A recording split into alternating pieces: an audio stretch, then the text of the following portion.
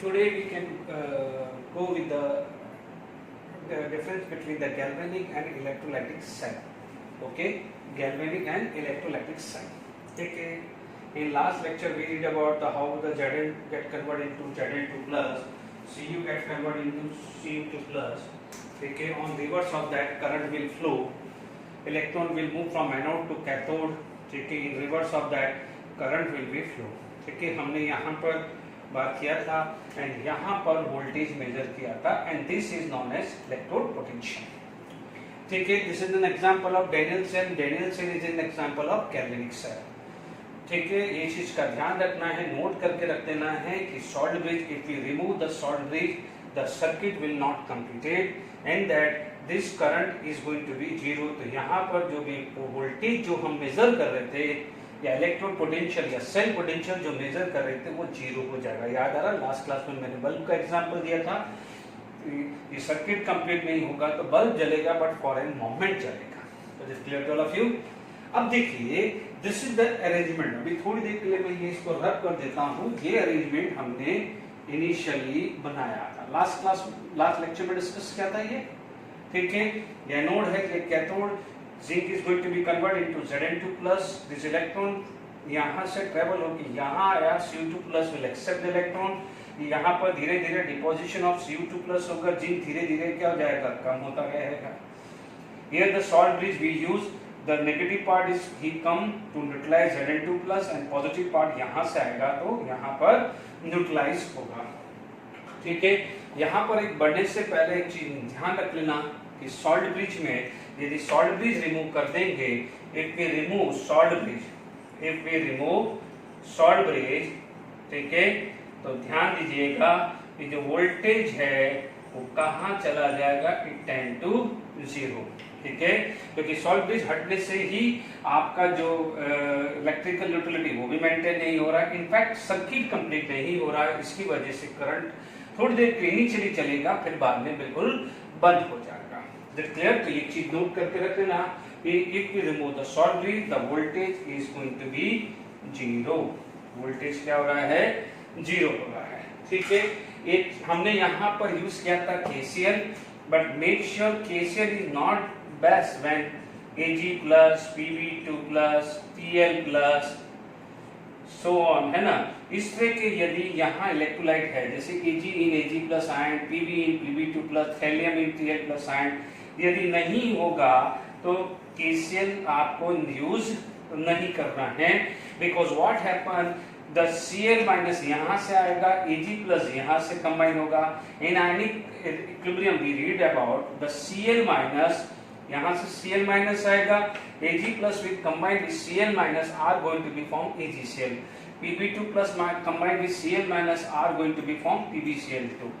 ठीक है, आप Ag2 प्लस बहुत सारी चीजें लिख सकते हैं.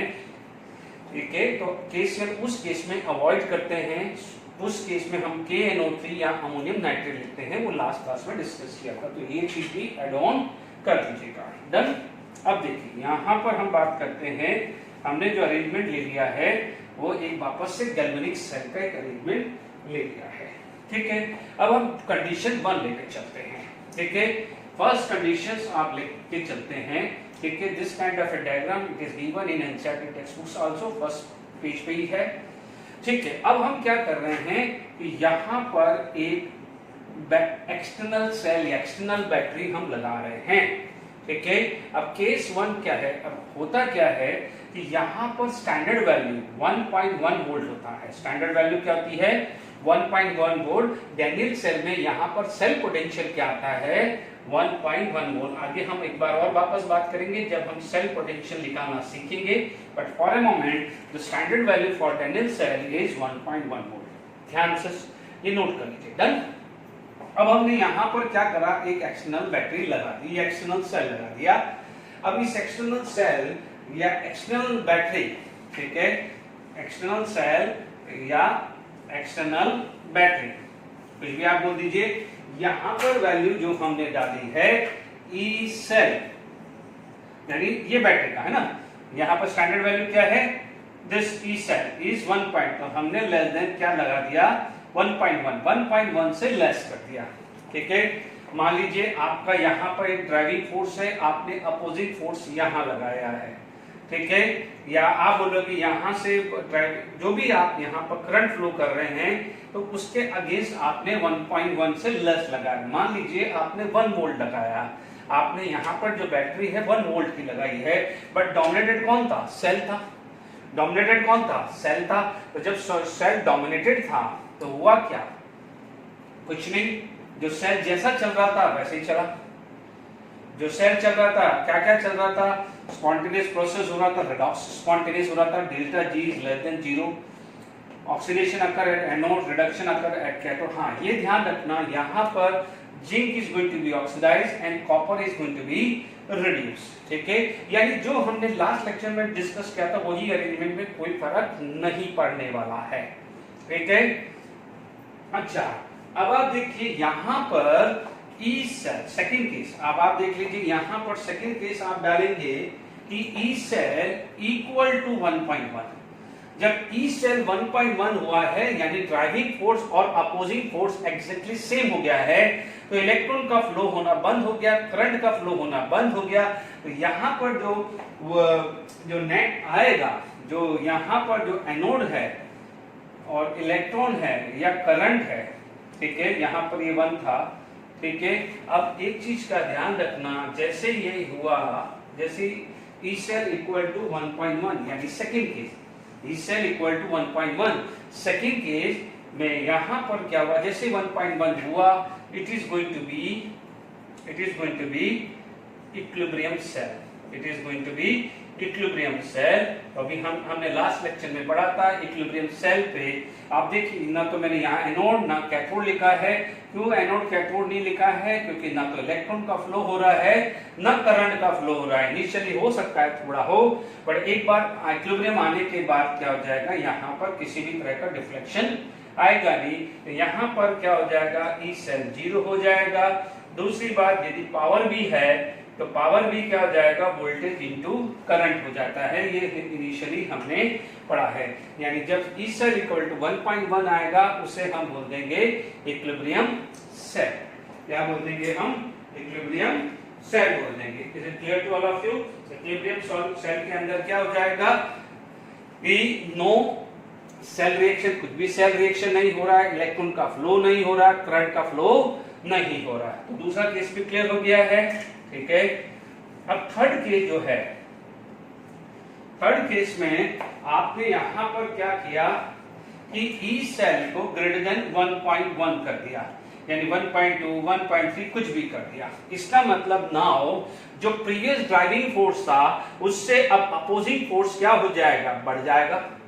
बढ़ जाएगा, इसका मतलब जो पहले स्पॉन्टेनियस प्रोसेस हो रहा था it is going to be a non spontaneous process. सबसे इंपॉर्टेंट चीज आ जाएगा, it is going to be a non spontaneous process, ठीक है। अब जब नॉन स्पॉन्टेनियस प्रोसेस हो रहा था कि सपोज इलेक्ट्रॉन का फ्लो यू हो रहा था, अब इलेक्ट्रॉन का फ्लो क्या हो जाएगा? रिवर्स हो जाएगा। क्योंकि जो अपोजिंग फोर्स पहले होता था वो अब बढ़ गया। तो इलेक्ट्रॉन का फ्लो यू आ रहा था, तो इलेक्ट्रॉन का फ्लो क्या हो जाएगा? यू। क्यों? क्योंकि आपने 1.1 से ज्यादा डाला। तो यहां पर एक चीज तो आ गई कि यहां पर पावर कंज्यूम हुआ है, एनर्जी कंज्यूम हुआ है। इसकी वजह से जो इलेक्ट्रॉन की जो डायरेक्शन थी वो रिवर्स हो जाएगी। बट ऑब्वियसली फिजिक्स में पढ़ा है कि यदि ड्राइविंग फोर्स डोमिनेटेड है, मान लीजिए ड्राइविंग फोर्स यू था, इलेक्ट्रॉन यू फ्लो कर रहा था, अब आपका फोर्स, आपने अपोजिट फोर्स ज्यादा लगा दिया है, तो अब इलेक्ट्रॉन की डायरेक्शन क्या हो जाएगी? रिवर्स। इलेक्ट्रॉन की डायरेक्शन रिवर्स हो जाएगी। यानी पहले इलेक्ट्रॉन Zn से Cu जा रहे थे, पहले इलेक्ट्रॉन Zn से Cu जा रहे थे, अब इलेक्ट्रॉन कहां से जाएंगे? Cu से Zn जाएंगे। Cu से क्या हो जाएगा? Zn, इलेक्ट्रॉन का फ्लो हो जाएगा।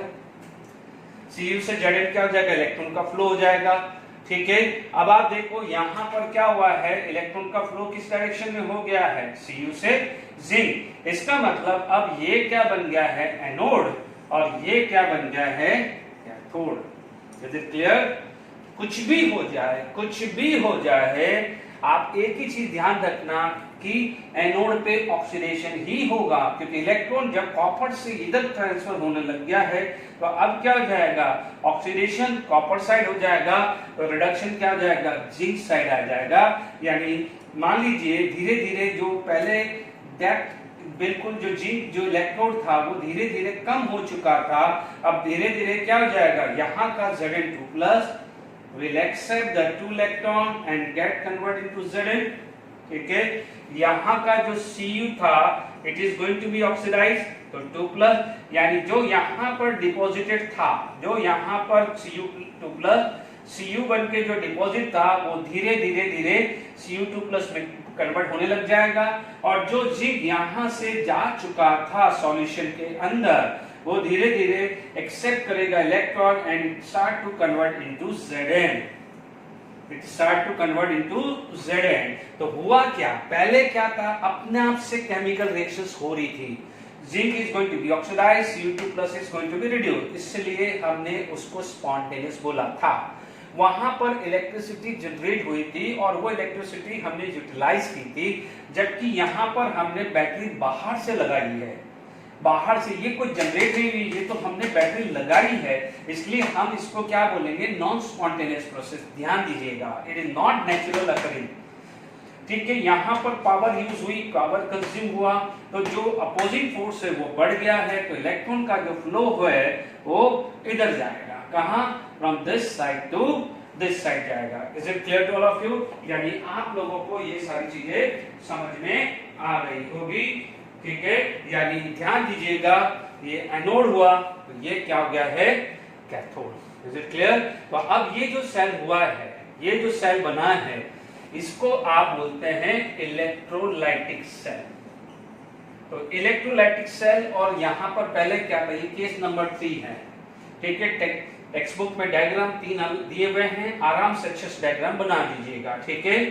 यहां पर आपके पास क्या है, इलेक्ट्रोलाइटिक कैल्विनिक सेल में क्या था, पहले वहां पर केमिकल रिएक्शन स्पॉन्टेनियसली हुई थी, यहां पर नॉन स्पॉन्टेनियस प्रोसेस हुआ, यानी स्पॉन्टेनियस, तो यहां पर हुआ नॉन स्पॉन्टेनियस।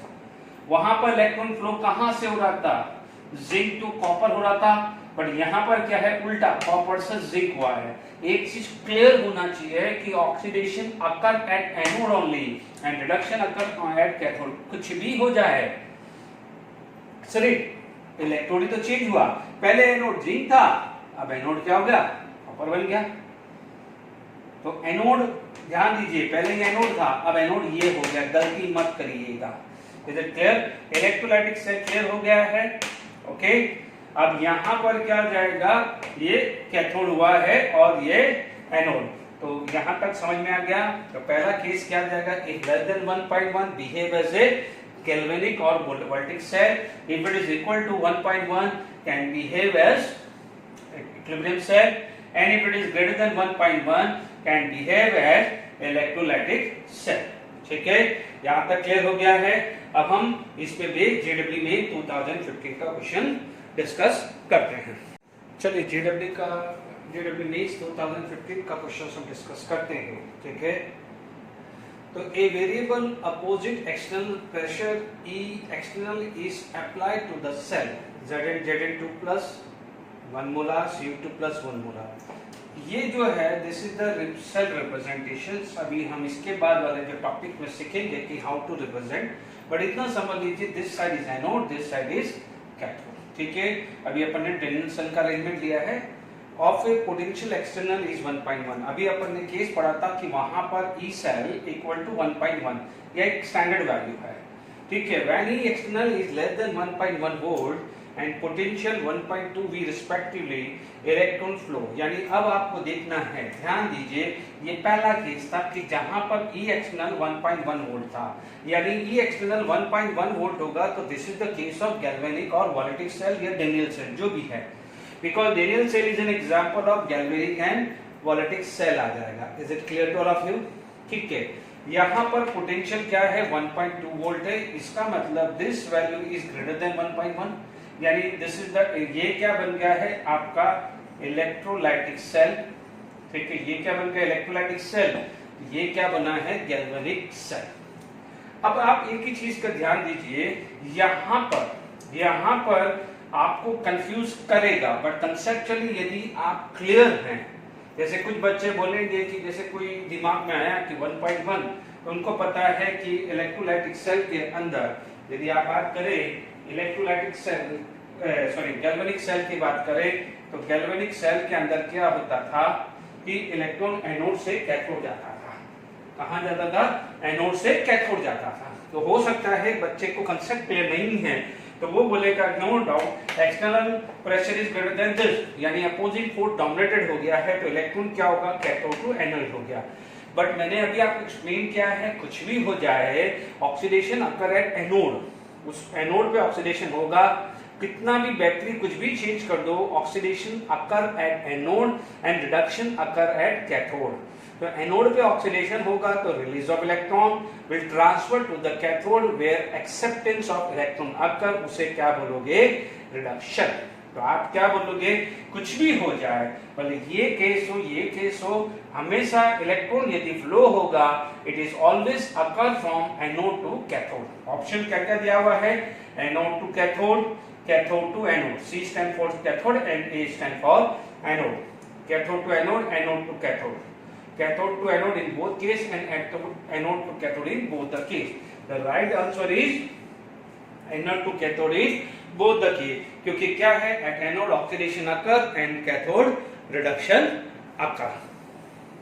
अब हम बात करते हैं difference between electrolytic cell and electrochemical cell, distinguish करते हैं।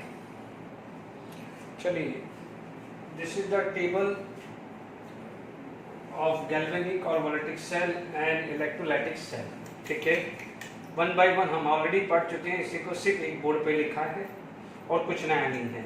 हमने क्या पढ़ा था कि सबसे पहले हम यहाँ से स्टार्ट करते हैं।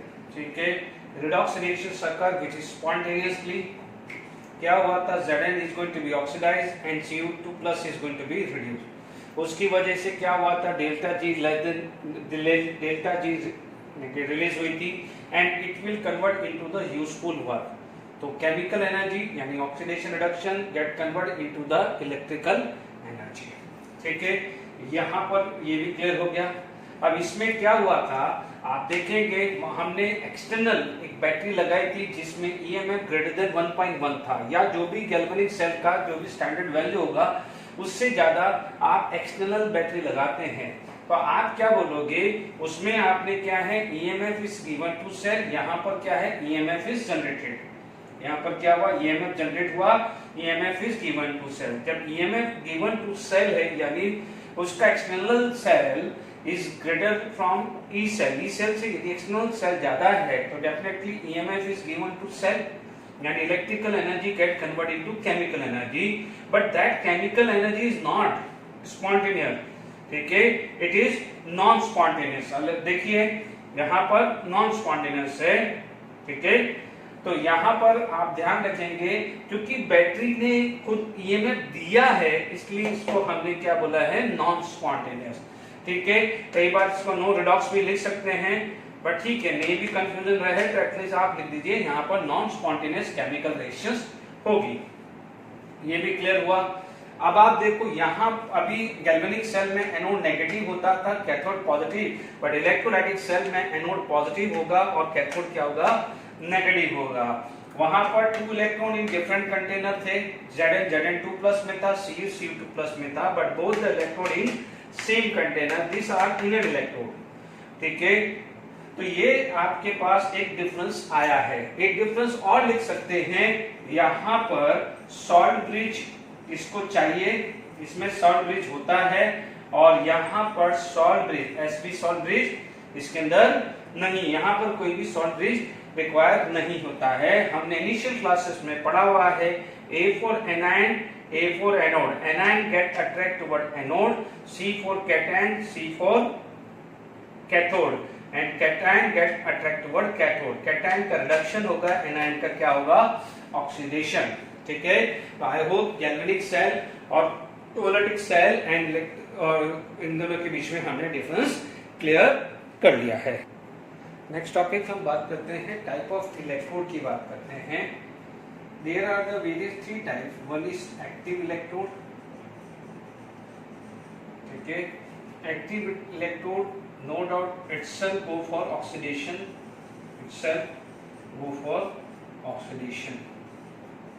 and their ion go for reduction. Itself go for oxidation and their ions go for reduction. ठीक है, मान लीजिए एग्जाम्पल आप लेते हैं, Zn solid are going to be converted into Zn2 plus aqueous plus 2 electron. So this is going to be a active electrode. ये क्या है? एक्टिव इलेक्ट्रोड है Cu2 plus aqueous 2 electron and solid. So these two an example of active electrode. Is it clear to all of you? तो आपके पास जो active electrode का जो example जो है वो आई होप क्लियर हुआ होगा. ठीक है, अब आप देखिए sometime what happen, the second type is known as gases electrode.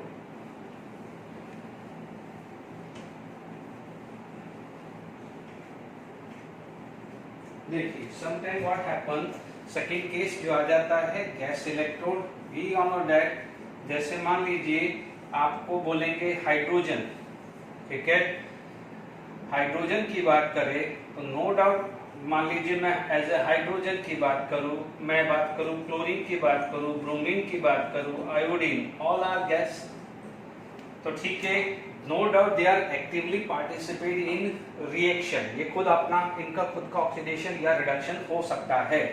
जैसे chlorine, bromine, iodine, no doubt इनका रिडक्शन होता है, but these are not the gas, these are the liquid. This is the liquid, this is the gas. Is it clear? In fact iodine तो solid form में भी exist होता है, आप इसको भी ले सकते हैं. ठीक है, बट इनमें क्या होता है, इनके साथ कोई ना कोई इनर्ट इलेक्ट्रोड चाहिए. तो मैं इसमें आगे बात इनर्ट कर सकता हूँ, यानी आप इसको क्या बोलोगे, गैस नहीं लिखना है. जैसे मान लीजिए आपके पास एग्जाम्पल हाइड्रोजन का आ गया. जैसे फॉर एग्जाम्पल यदि आप हाइड्रोजन की बात करते हैं तो हाइड्रोजन, जैसे मैं हाइड्रोजन की बात करूं तो हाइड्रोजन गेट ऑक्सीडाइज. तो हाइड्रोजन का यदि मैं ऑक्सीडेशन बात करूं तो I can write like this. ठीक है, यदि मैं हाइड्रोजन का रिडक्शन बात करूं, हाइड्रोजन का मैं रिडक्शन बात करूं तो इट इज लाइक दिस. यदि मैं हाइड्रोजन की रिडक्शन की बात करूं तो इट इज लाइक दिस. ठीक है, मान लीजिए ये एग्जांपल आ गया हाइड्रोजन का. मान लीजिए मैं क्लोरीन की बात करूं तो Cl2 will accept the 2 electron get convert into Cl minus. मान लीजिए एक्वस फॉर्म है, ये गैसेस फॉर्म है, या Cl minus will get convert into Cl2, है ना. मान लीजिए ये 2 Cl minus ले लूं या 2 इलेक्ट्रॉन ले लूं तो इसका क्या हुआ है, ऑक्सीडेशन हुआ है, और इसका क्या हुआ है, reduction. Is it clear to all of you? The second case is known as gaseous electrode, but make sure इनका खुद का कोई सॉलिड इलेक्ट्रोड नहीं होता है, इनको एक हेल्पिंग टूल चाहिए होता है, उसको हम क्या बोलते हैं, इनर्ट इलेक्ट्रोड. क्या बोलते हैं हम, inert electrode. Clear to all of you? यानी आप यहाँ पर बात कर सकते हैं, द थर्ड केस जो आता है वो आ जाता है inert electrode.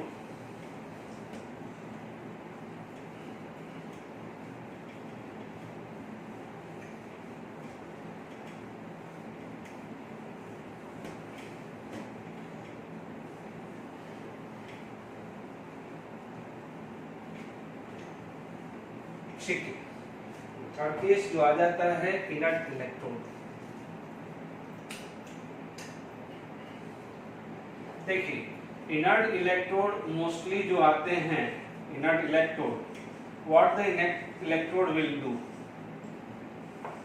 It will provide its surface, it will provide its surface for oxidation और रिडक्शन. वो अपना सरफेस प्रोवाइड करता है ऑक्सीडेशन या रिडक्शन के लिए. इनके एग्जाम्पल जैसे आया है, प्लैटिनम ले लो, पैलेडियम ले लो, या ग्रेफाइट ले लो. कार्बन यानी ग्रेफाइट फॉर्म, कार्बन का क्या है, ग्रेफाइट फॉर्म जो है वो आपका इनर्ट इलेक्ट्रोड होता है। जैसे मैं आप एक सिंपल सा एक डायग्राम बनाने की कोशिश करूं, मान लीजिए ये इलेक्ट्रोड है, हाइड्रोजन या कोई और गैस इसमें से आ रही है, एक वायर है, यहाँ पर क्या है जो है यहाँ पैलेडियम सरफेस आ गया है, ठीक है। मान लीजिए यहाँ पर ये प्लेटिनम आया है, दिस हाइड्रोजन, तो this adsorb on this surface, तो वहां पर इसका क्या होगा, ऑक्सीडेशन या रिडक्शन होगा। Is it clear? तो ये तीनों जो कैटेगरी आ गई है इसमें हमने बात करी है कि आपके पास कितने टाइप के इलेक्ट्रोड हैं। 3 टाइप से देख लीजिए, 3 टाइप, ठीक है। ये चीज क्लियर हो गई। अब नेक्स्ट जो चीज आ जाती है वो आ जाती है, कई बार उसको सेल नोटेशन बोलते हैं या सिंपली उसको क्या बोल देते हैं, सेल रिप्रेजेंटेशन। क्या बोलते हैं, सेल नोटेशन या सेल रिप्रेजेंटेशन।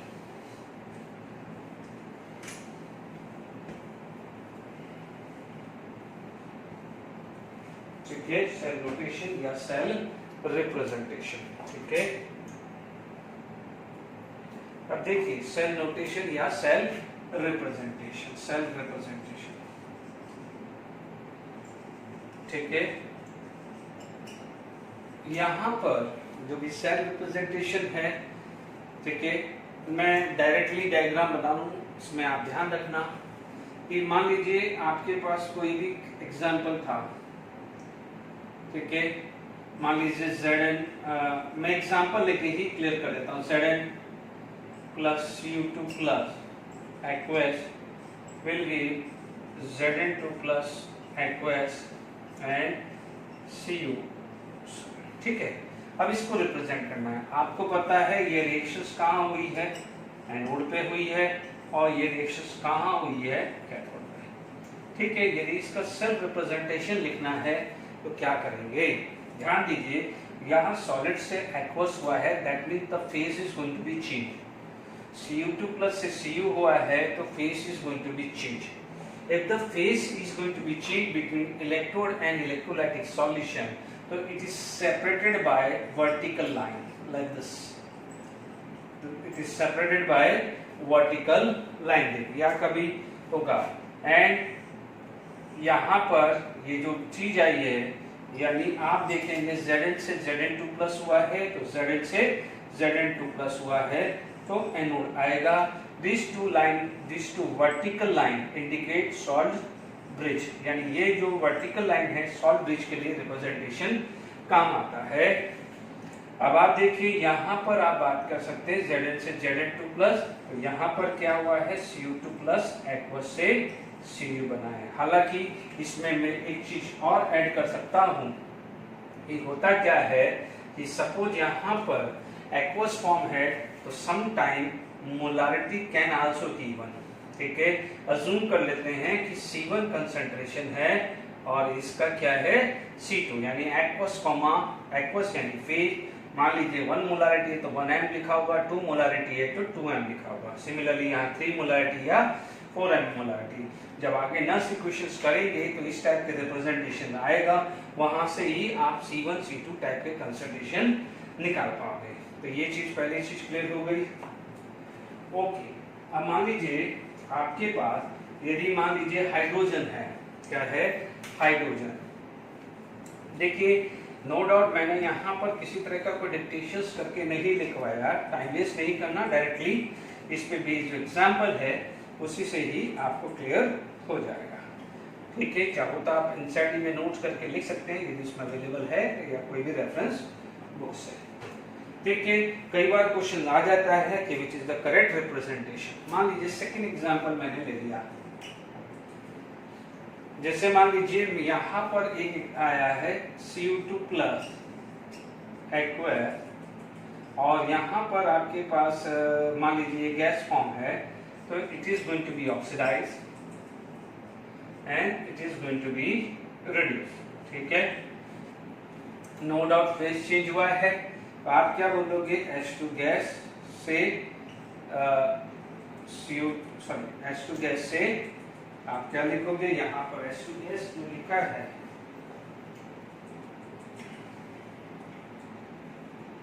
तो यहाँ पर आप क्या लिखोगे, H प्लस एक्वस लिखोगे, ठीक है। कंसंट्रेशन दिया है तो कॉमा करके लिख देंगे, दिस टू वर्टिकल लाइन, यहाँ पर Cu2 प्लस एक्वस से क्या लिख दोगे, C, ठीक है। ये आपका एक रिप्रेजेंटेशन हुआ, एक एग्जांपल हुआ, ठीक है।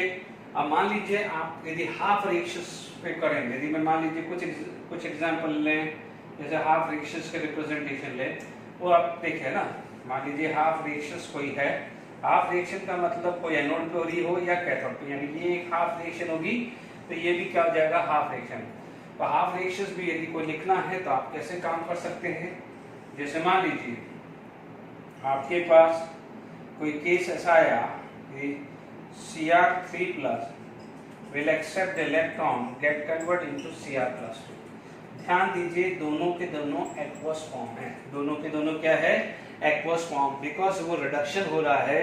तो ध्यान दीजिएगा रिप्रेजेंटेशन कैसा होगा, यानी ये इसके बाद मैंने ऐसा लिख दिया, ठीक है।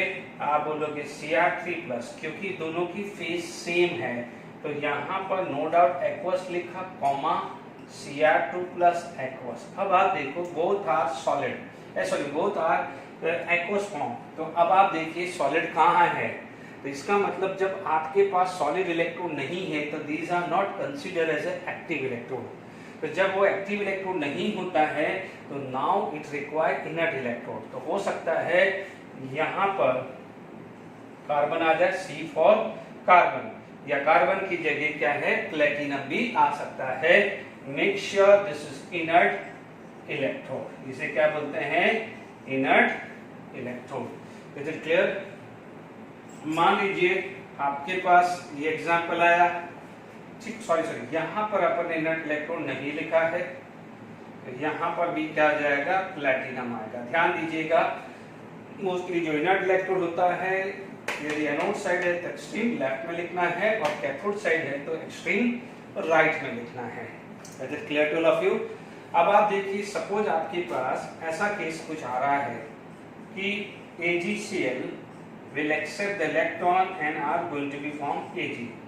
आप देखेंगे Ag का +1 ऑक्सीडेशन है और इसका क्या है, 0, ठीक है। इसको दो कई तरीके से लिख सकते हैं, है ना।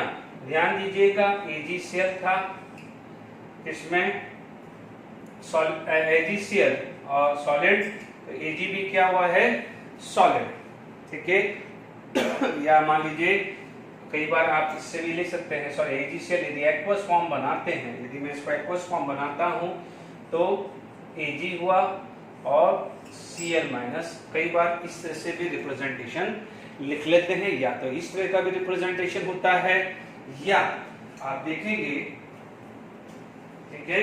तो यहाँ पर दूसरी चीज जो भी है, कई बार इस तरह का भी रिप्रेजेंटेशन हो जाता है,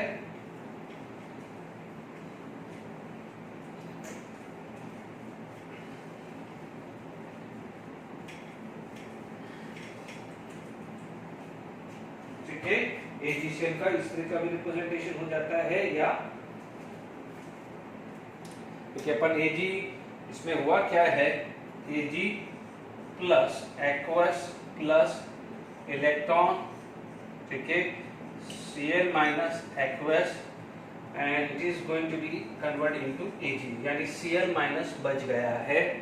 ये एक्वस था, ये सॉलिड था, ये वापस एक्वस बन गया है, इसलिए it is separated by like this also, है ना।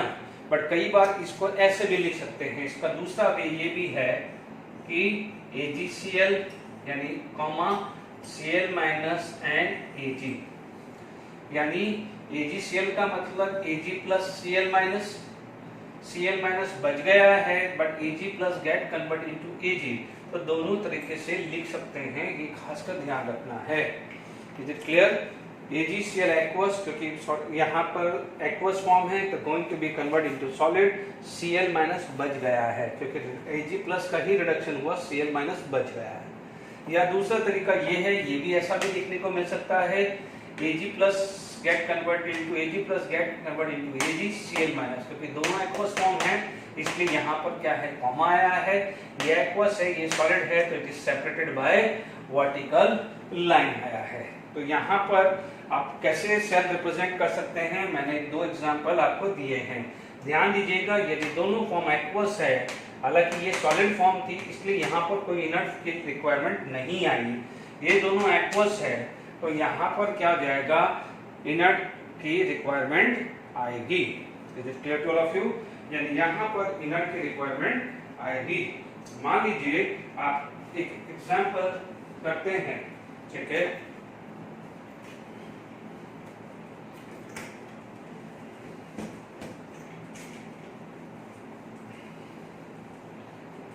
क्योंकि कई बार क्वेश्चन आ जाता है कि which is the correct representation, ठीक है, which is the correct representation. Suppose आपके पास यहां पर,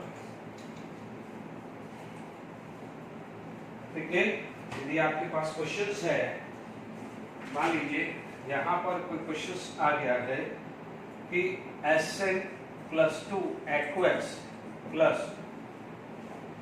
2 Ag + aqueous can give SN4 + aqueous + 2 Ag solid। ठीक है, ये क्लियर हुआ है। आप देखेंगे ये इसका ऑक्सीडेशन हुआ है तो ये एनोड पे होगी और ये रिएक्शंस कहाँ होगी, कैथोड पे। तो अब आप देखो यहाँ पर, ठीक है ना, Sn2+ से Sn4+, डन। अब देखो ये कौन सी फॉर्म है, एक्वस।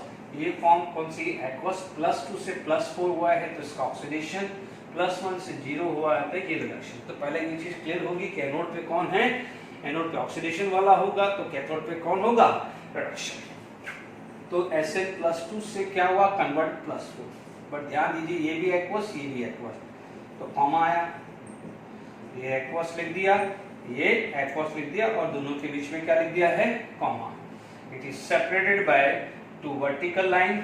अब Ag + एक्वस। अब आप देखो ये एक्वस है तो ये सॉलिड है, तो it is separated by vertical line, ठीक है। ये खुद एक्टिव इलेक्ट्रोड है बट ये दोनों एक्टिव इलेक्ट्रोड नहीं है, तो साथ में आपको इनर्ट इलेक्ट्रोड लगाना पड़ेगा। तो this is the representation for this, ठीक है। अब एक दो और एग्जांपल हम देखते हैं, ठीक है।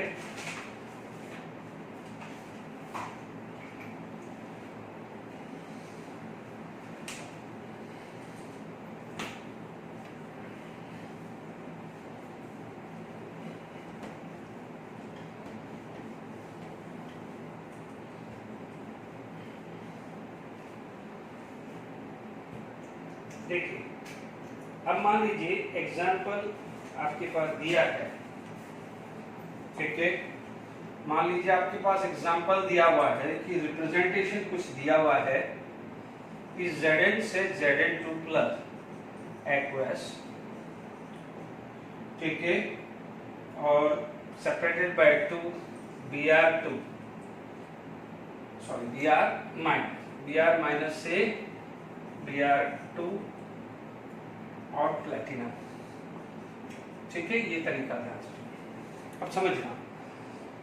अब आप देखिए यहाँ पर इसका सेल उसमें क्वेश्चन आ जाएगा, व्हाट इज सेल रिएक्शन। ये आपसे पूछेगा what is the anode reaction या what is the cathode reaction. ध्यान दीजिए लेफ्ट साइड में एनोड है, बी केयरफुल। तो मेरे पास एनोड क्या हुआ है, oxidation, Zn solid can lose the electron, get converted into Zn+। आराम से शांति से आया, ये दोनों फेज अलग हुई है तो it is separated by vertical line. This is for salt bridge, दोनों लिक्विड फॉर्म है, Br- एक्वस और ब्रोमीन क्या होता है, लिक्विड, तो इसीलिए दोनों के बीच में कॉमन आया है। दोनों लिक्विड है, इनका कोई सॉलिड फॉर्म नहीं है, बट यहाँ पर क्या लिखा है, प्लैटिनम। क्या लिखा है, प्लैटिनम। प्लैटिनम क्योंकि इनर्ट इलेक्ट्रोड चाहिए, यानी कोई सॉलिड इलेक्ट्रोड तो चाहिए कि नहीं चाहिए। तो आपका यदि लिक्विड या गैस फेस, अभी थोड़ी देर पहले ब्रोमीन का बताया था, तो ब्रोमीन और क्लोरीन है या हाइड्रोजन में इनर्ट इलेक्ट्रोड चाहिए। इससे पहले भी Cr3+ Cr2+ का मैंने केस समझाया था, ठीक है। ये बोर्ड लेवल पे क्वेश्चंस बनते हैं, ये बोर्ड लेवल पे क्वेश्चंस बनते हैं, इसलिए इसको ध्यान रखें। कई बार आपको सेल रिएक्शन से आपको सेल रिप्रेजेंटेशन पूछता है या सेल रिप्रेजेंटेशन से सेल रिएक्शन भी पूछता है, तो ध्यान रखिएगा, इनसे बोर्ड लेवल पे काफी इंपॉर्टेंट है। कैथोड की बात करें, यहाँ पर केयरफुल रहिएगा। बच्चे लोग क्या करते हैं कि Br माइनस से Br2 कर देते हैं, ठीक है।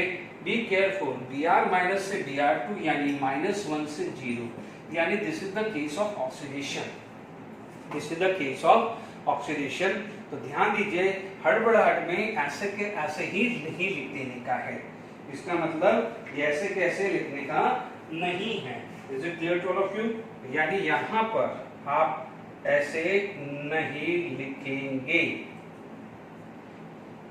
अब आप बोलोगे सर लिखा हुआ तो है, एक चीज ध्यान रखना, क्योंकि मैंने अभी थोड़ी देर पहले कहा था इनर्ट इलेक्ट्रोड यदि एनोड साइड है तो एक्सट्रीम लेफ्ट में लिखा जाएगा और कैथोड साइड यदि है तो एक्सट्रीम राइट में लिखा जाएगा। Is it clear to all of you? ठीक है, तो यहाँ पर क्या होगा, कुछ भी हो जाए, यदि कैथोड पे लिखा है, कैथोड साइड लिखा है, तो मेक श्योर उसका रिडक्शन होगा, ठीक है। तो आपका जो केस यहाँ आ जाएगा, Br2 will accept both the electron and get convert into 2Br minus। गलती नहीं होनी चाहिए, एनोड साइड लिखा हुआ है, ठीक है, ऑक्सीडेशन होगा, कैथोड साइड लिखा है तो रिडक्शन हो गया। तो Zn सॉलिड, Br2 लिक्विड या एक्वस ले लें, convert into Zn2 plus aqueous plus 2Br minus aqueous. Is it clear to all of you?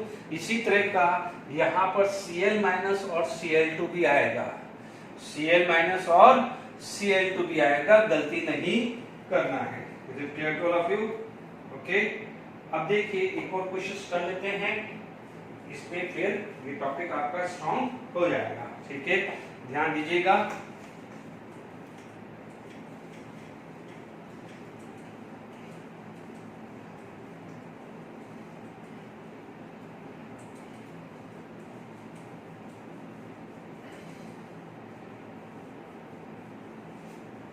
देखिए यदि आपके पास एक और क्वेश्चन आ जाता है, मान लीजिए आपके पास रिप्रेजेंटेशन दिया हुआ है Cd2 प्लस